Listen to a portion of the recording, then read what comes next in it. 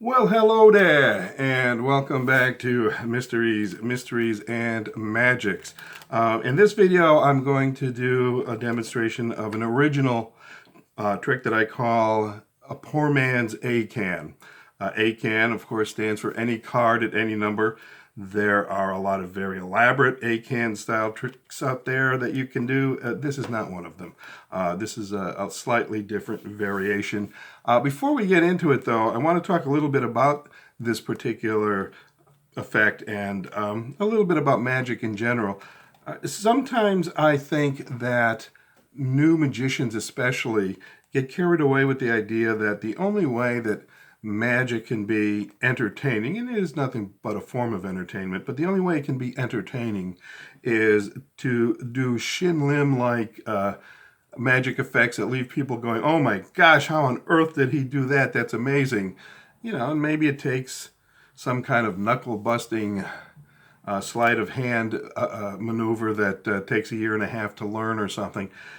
I don't agree with that completely. Yes, those are good things to be able to do if you can do them, but magic can also be entertaining if the effect itself is just plain funny and maybe very, very simple. This is a very simple trick.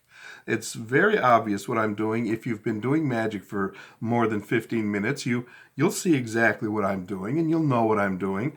But I don't want you to take that and say, well, this effect isn't worthwhile because I can see what he's doing. Your spectators won't know what you're doing.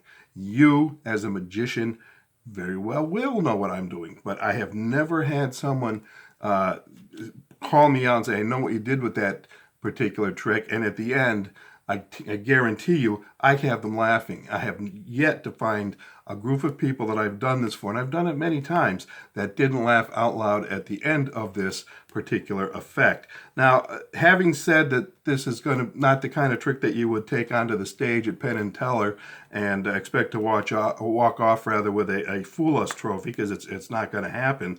I will also say that for those of you who have been doing magic for only 1 to 14 minutes, I will be doing a tutorial. And I also would like to warn those of you who understand every single thing I do on this particular effect that you should watch the tutorial, because it will have 7 tips on how to effectively do this particular effect and make people laugh at the end. Okay, so you should watch it for that. So anyway, here we go, and it just starts out very simply.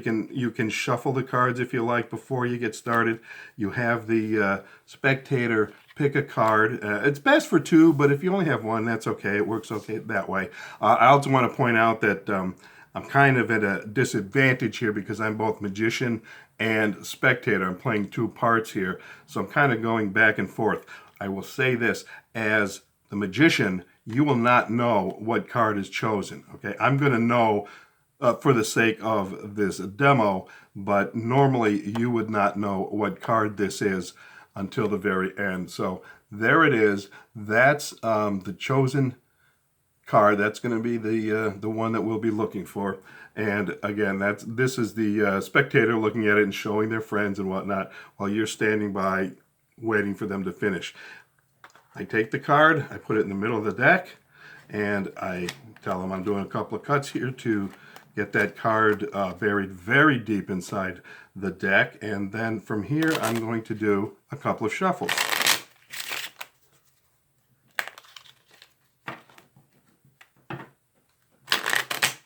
I don't like to talk over a riffle shuffle because it just makes a lot of racket on the tape, and you can't hear me anyway. So I finish up then with a pharaoh. If you can't do a pharaoh shuffle, that's perfectly all right. Took me a long time to learn how to do it anyway.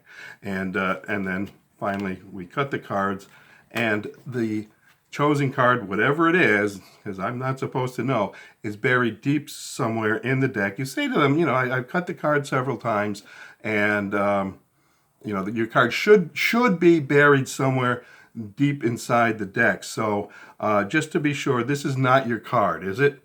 No, it's not. Okay, fine. You just hang on to it then. We may need that. In fact, we're going to need that card later, so you just hang on to that. You then turn to the second spectator, if there is one, or the person holding the card, doesn't matter, and you say, could you please give me a number from 1 to 51? If they say 51, then you can just turn the deck over that way, but hopefully they'll give you a small number, say 5, so you count 1, 2, 3, 4, 5. No, that's not my card. That's what they're going to tell you when you look at it and you say, oh, that's not your card. Are you sure? And they'll go, yeah. And you say, oh, well, what was your card? And they'll say the 8 of hearts. Oh my gosh, I wasn't even close.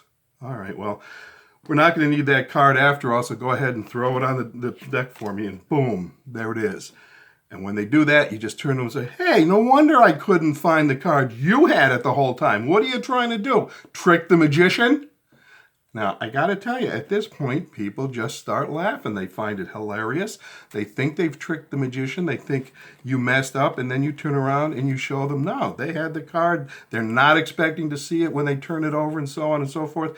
It gets great reaction, all right? So we'll leave it at that for now, and we will go back to the tutorial. You'll see the tutorial in a few days, and hopefully you'll be back for that. Again, I want to thank RP Magic Shop for sponsoring this channel. RP Magic Shop says it's the place where illusion becomes reality. And actually, that is pretty much how I spent my years in the 1980s at several different bars, but that's a topic for another time altogether. So in the meantime, this is Mysteries, and Magics saying thanks for watching. If you like what you see, hit that like button.